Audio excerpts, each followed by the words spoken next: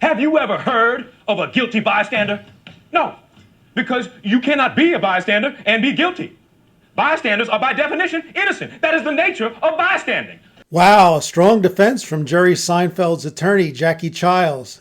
Welcome to the intersection of innocence and guilt in collision with being a bystander or being a participant. Let's get serious. Have you seen this Pulitzer Prize-winning photograph by Kevin Carter? What's your first impression of him? Where would you place him in this delicate moral collision? Many called Carter a guilty bystander, present, aware, yet choosing not to intervene. But was he? Carter saw himself as an innocent bystander. He was trained to be invisible, objective, and non-interventionalist. Photojournalists were taught, document, don't disrupt. He photographed suffering so the world would care. In that role, he was really a naive witness. But others claimed he was more than a bystander. And maybe he was an innocent participant, the unwitting actor, just doing his job. The rules of the photojournalist institution framed his actions. Kevin, observe, record, then step back. His participation didn't need to go beyond a simple observation. Still more critics saw Carter as a guilty participant. He was a knowing collaborator. He knew not helping that child was wrong, and yet he rationalized it.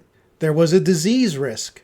There's the futility of trying to help out in a mass starvation event, and that vulture scared away would simply return. So can you blame him?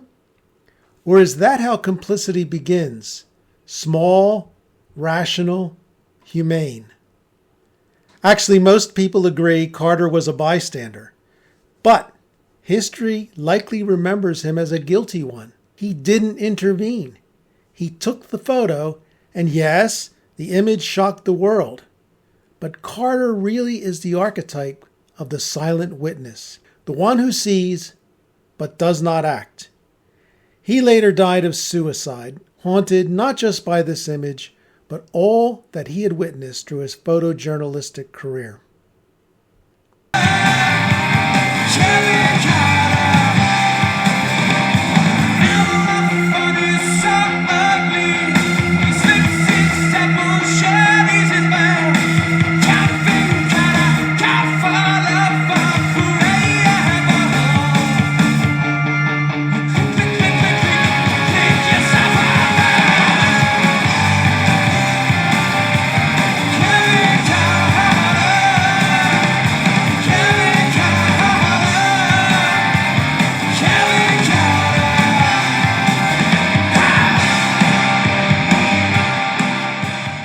Look at this photo.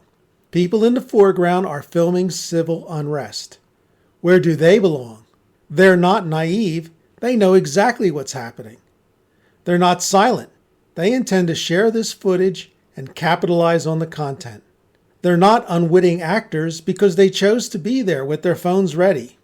They are knowing collaborators, participants who will use technology to amplify, shape, or distort the event through their own lens.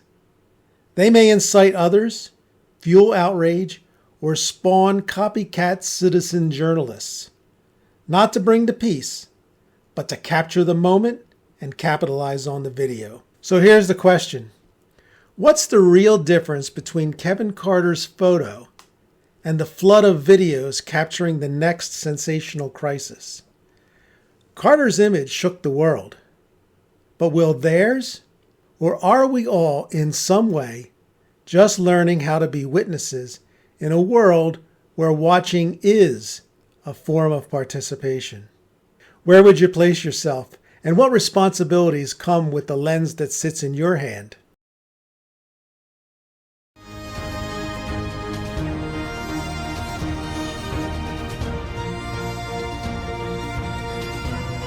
Please like and subscribe.